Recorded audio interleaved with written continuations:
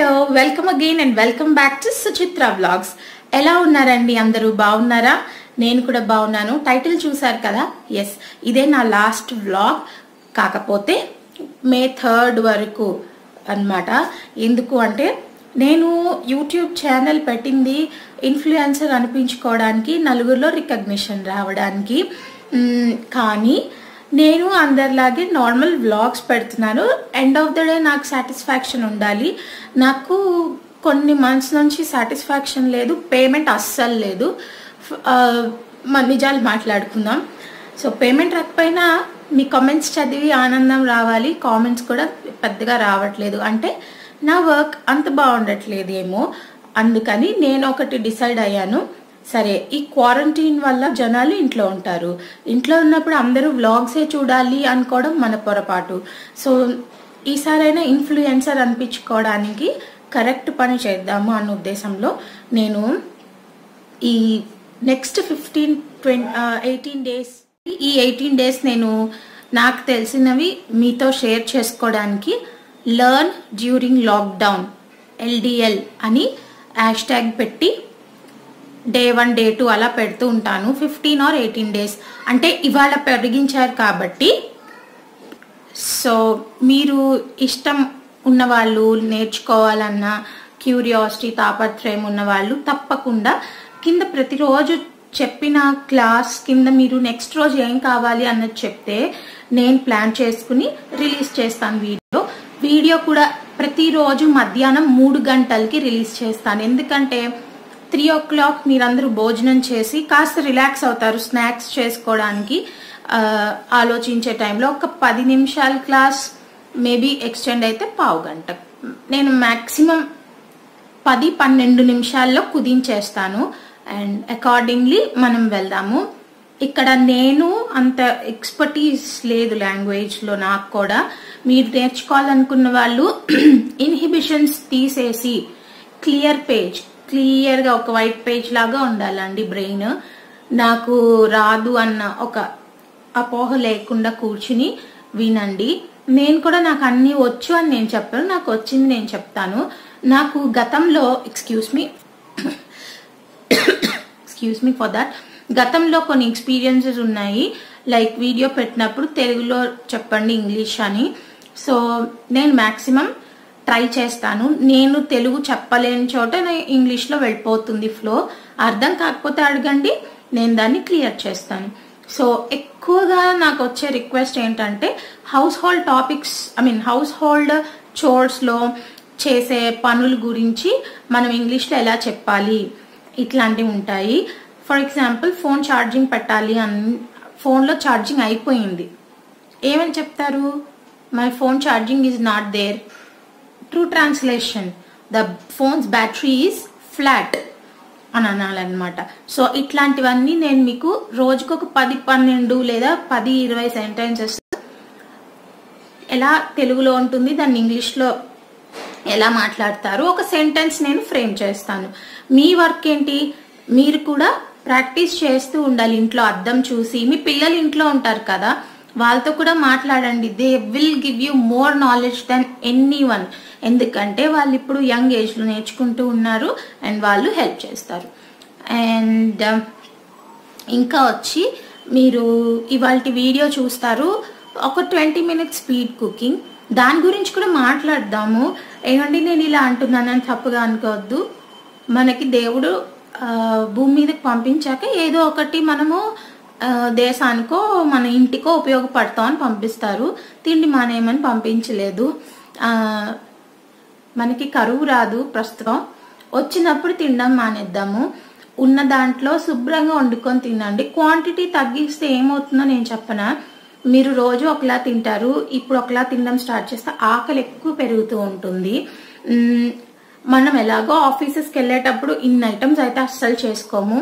ఇంట్లో ఉన్నప్పుడు పిల్లలైనా కూడా తింటారన్న ఉద్దేశంతో మీరు ట్రై చేయండి తప్పకుండా. కాకపోతే 4 చేసుకునే దగ్గర 2 చేసుకోవచ్చు. అంతేగాని బ్రేక్ఫాస్ట్ బదులు లంచ్ తినేస్తాము అనుకుంటే తప్పకుండా స్నాక్స్ ఇంత తింటాము. కాబట్టి మినిమలైజ్ చేసుకోవాల్సిన దగ్గర చేసుకోండి. ఎక్కడ తినాలో అక్కడ తినండి. కడుపు కట్టుకోవడం వల్ల నీరసం వస్తుంది, అంతకు మించి ఏమీ రాదు. ఓకే, సో అందుకే నేను లాస్ట్ బ్లాగ్ అన్నాను. సో మళ్ళీ మే 4 వరకు కుకింగ్లు సరదా మాటలు ఉండవు, సీరియస్గా క్లాస్ ఉంటుంది. ఏదైనా క్లాస్లో అవసరానికి సిచ్యువేషన్కి తగ్గట్టు ఏదైనా పన్ను విట్టు పడాలనిపిస్తే ఆ ప్లేస్లో పడతాయి తప్ప అనవసరంగా వెహికల్గా నేను జోకులు వేస్తూ చెప్పను. ఓకే, బికాస్ చదువు నేను సీరియస్గానే తీసుకుంటాను అది. అండ్ అదండి ఇవాళకి నేను మీతో మాట్లాడాలి అనుకున్నది. సో రెసిపీ చూసేసి వీడియో లైక్ చేసేయండి. మీ ఫ్రెండ్స్ ఎవరికైనా ఇంగ్లీష్ నేర్చుకోవాలి చుట్టుపక్కల కాలనీలో అనుకుంటే తప్పకుండా నా ఛానల్ని రికమెండ్ చేయండి. రేపటి నుంచి వాళ్ళు ఒక 15-18 రోజుల పాటు క్లాస్ వినొచ్చు. అండ్ ఒక నోట్స్ మీరు ఎక్కడ డైరీ ఉంటే డైరీలోనో రాసుకోండి, మీకు అలవాటు అవుతూ ఉంటుంది. All right, see you tomorrow at 3 o'clock in Suchitra's vlogs. #learn during lockdown. నేను మెన్షన్ చేసినట్టు స్పీడ్ కుకింగ్ 20 minutes నేను మీతో షేర్ చేసుకోబోతున్నాను. ఏం చేశాను అన్నది మండే లంచ్లోకి క్యారెట్ అండ్ కొంచెం బీన్స్ ఉన్నాయన్నమాట. అంటే వీటిని వెజిటబుల్ రైస్కి వాడి అక్కడ ఇక్కడ చపాతీ కర్రీలో వాడిన తర్వాత లెఫ్ట్ ఓవర్ ఉంటే ఫ్రోజన్ చేశాను అన్నమాట వాటిని. దాన్ని ఇప్పుడంతా కూడా రూమ్ టెంపరేచర్కి తెచ్చి పసుపు ఉప్పు వేసి నేను బాయిల్ చేసుకుంటున్నాను. ఒక పక్కన స్టవ్ మీద రైస్ అయిపోతుంది అండ్ ఇంకో దగ్గర పెసరపప్పు ఉడుకుతుంది అన్నమాట. ఈ చిన్న దాంట్లో తిరగమాత పోపు ఏమంటారు మీరు, నేను అది వేస్తున్నాను అన్నమాట సీజనింగ్. ఎందుకు అంటే మెంతి మజ్జిగ చేస్తున్నాను. ఆ చిన్న కటోరీ ఉంది కదా గ్లాస్ కప్, దాంట్లోకి నేను మజ్జిగ తీసుకొని సాల్ట్ యాడ్ చేశాను. ఇందులో ఆవాలు, మెంతులు, జీలకర్ర, పచ్చిమిర్చి, ఎండుమిర్చి, కరివేపాకు, కొత్తిమీర వేసి వేయించిన తర్వాత ఈ మజ్జిగలో వేస్తాను. మీరు ఫస్ట్ ఇది చేసుకున్నారంటే లంచ్ తినే టైంకి కొంచెం దాంట్లోకి కలుస్తాయి, ఫ్లేవర్డ్ చాష్ రెడీ అయిపోతుంది మీకు. సో మేతి చాష్ అన్నమాట. ఫస్ట్ అది చేసి పక్కన పెట్టేశాను. ఇక్కడ నాకు కావాల్సిన పోపు దినుసులన్నీ కూడా చూడండి తెచ్చి పెట్టేసుకున్నాను అన్నమాట. కూరకి పప్పుకి ఇంకా అన్నం మనము డిస్టర్బ్ కూడా చేయక్కర్లేదు, ఉడికిందా ఉడకలేదని వంగి చూడక్కర్లేదు. దానిలోకి ఆ పక్కన కార్నర్ దానిలో పెట్టాను కాబట్టి. సో ఇప్పుడు నేను మీతో ఒక మంచి మాట చెప్తాను, అది నాకు మంచి అనిపించింది. మరి నేను అబ్జర్వ్ చేస్తున్నాను మా ఇంట్లో కూడా, నేను ఇనిషియల్గా మా తమ్ముడికి చెప్పేదాన్ని, ఓ నువ్వు అన్ని స్నాక్స్ ఇవి అవి తినేయడం కాదు, చేయించుకొని లిమిట్గా తిను అని. నేను వాడికైతే లిమిట్గా తినని చెప్పాను. మరి నేను 10:30 కల్లా అన్నం తినేస్తున్నాను. అరౌండ్ 2 o'clock 3 o'clock ఈ టైంలో పిచ్చి ఆకలేసి వస్తూ ఉంటుంది. అప్పుడు నేను వండుకొని తినేస్తున్నాను అనమాట ఏదో ఒకటి. అప్పుడు రియలైజ్ అయ్యాను ఫస్ట్ 2-3 days 1 week లోపల ఇది కరెక్ట్ కాదు. రోజు మనం బ్రేక్ఫాస్ట్ టైంలో బ్రేక్ఫాస్ట్, లంచ్ టైంలో లంచ్ ఎలా తింటున్నామో అలా తింటే ఈ స్నాక్స్ క్రేవింగ్స్ అన్నవి ఉండవు. డైరెక్ట్గా డిన్నర్ 7:30కి అలా తినేస్తాము అని మేము అలాగే ఇంప్లిమెంట్ చేసాము. కాకపోతే కొంచెం నిద్ర లేవలేకపోవడం, అంటే బాగా రాత్రిపూట వీడియోలు చేయడం నేను ఎక్కువయ్యి లేవట్లేదు. అందుకని 10-10:30 లంచ్ తింటే ఈ టైంలో ఏదైనా కొంచెం అన్హెల్దీ ఆర్ హెల్దీ స్నాక్ తింటున్నాము. ఇన్ కేస్ తినకపోతే 6:30కి చపాతీ తినేస్తున్నాం అనమాట.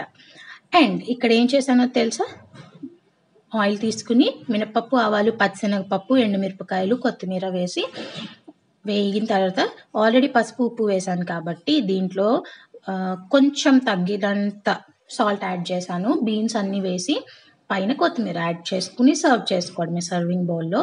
ఇది ఇంకొక 5 minutes పడుతుంది అనమాట. మీకు వీడియోలో ఫాస్ట్గా అయిపోయినట్టు అనిపిస్తుంది.